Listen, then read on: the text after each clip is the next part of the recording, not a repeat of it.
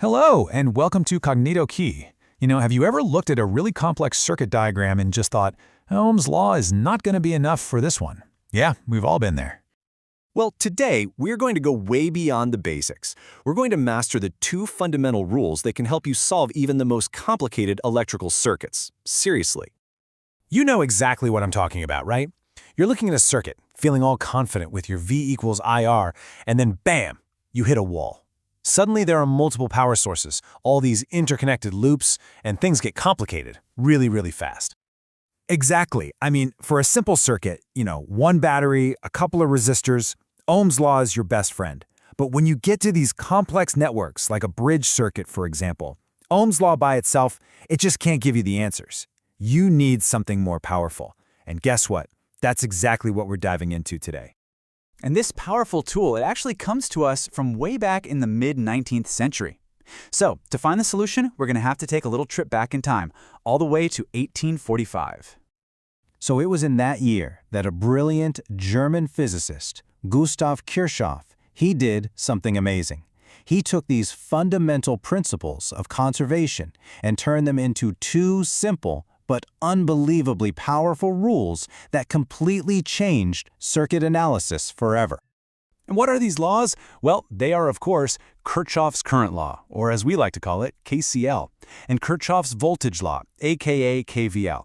Believe me, these two together are the absolute bedrock of modern circuit theory.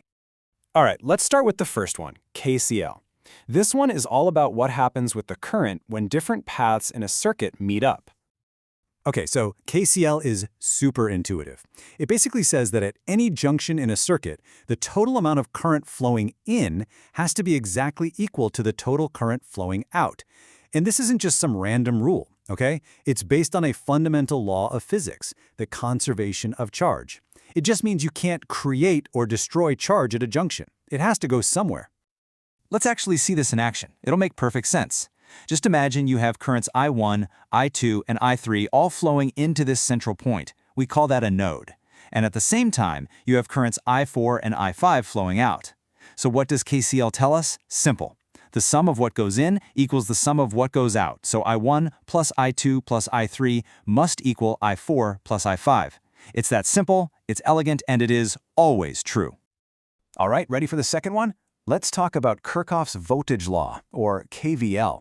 Now, if KCL was all about the flow of charge, KVL, well, that's all about the energy in a circuit. So what KVL tells us is that if you take any closed loop in a circuit, any complete path, the sum of all the voltage changes, both the gains and the drops, will always add up to zero.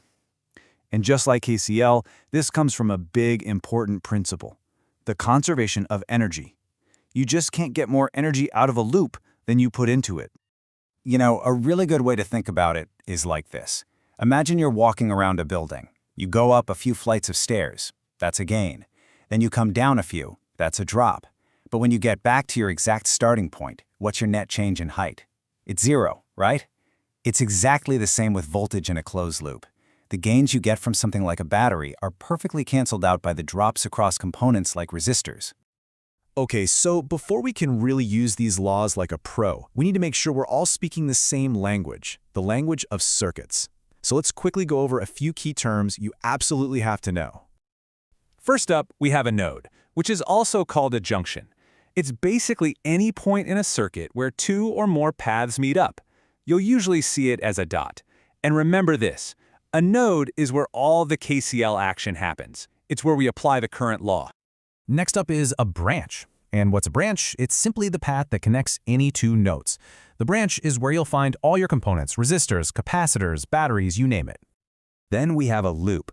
A loop is any path in a circuit that's completely closed. So you can start at one point, trace a path through a few branches, and end up right back where you started. And this is the playground for KVL, the voltage law. And finally, let's talk about a mesh. Now, a mesh is just a special kind of loop. It's the simplest type, actually. It's a loop that doesn't have any other smaller loops inside of it. A good analogy is to think of it like a single pane of glass in a big window that has many panes. So, there you have it. We have the laws, we have the language. Now, let's get real for a moment and talk about where these amazing tools really shine. and also where they have their limits. Okay, so Kirchhoff's laws are an absolute workhorse for analyzing pretty much any DC circuit you can think of. I'm talking about everything from the electrical system in your car to huge complex industrial machines. They also work beautifully for low-frequency AC circuits. But, and this is a big but, they are not universal. When you get into really high frequencies, think about the processor inside your smartphone, things get a little weird. The whole idea of neat, separate components starts to break down. Electricity can actually start to leak between wires. It's an effect called parasitic capacitance. And in these super high-speed situations, Kirchhoff's simple rules just don't give us the whole story anymore. So look at how far we've come.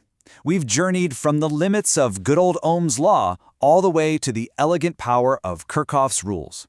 And these aren't just abstract theories, you know. They are the practical, hands-on tools that engineers use every single day to design the amazing technology that powers our world. So that brings me to my question for you. Now that you know the rules, what are you going to analyze, or what are you going to build? Hey, if you enjoyed this explainer and found it helpful, it would mean the world to me if you would subscribe to Cognito Key. And of course, don't forget to hit that like button and share this with anyone you think might find it useful. Thank you so much for joining me today, and I cannot wait to see you in the next one.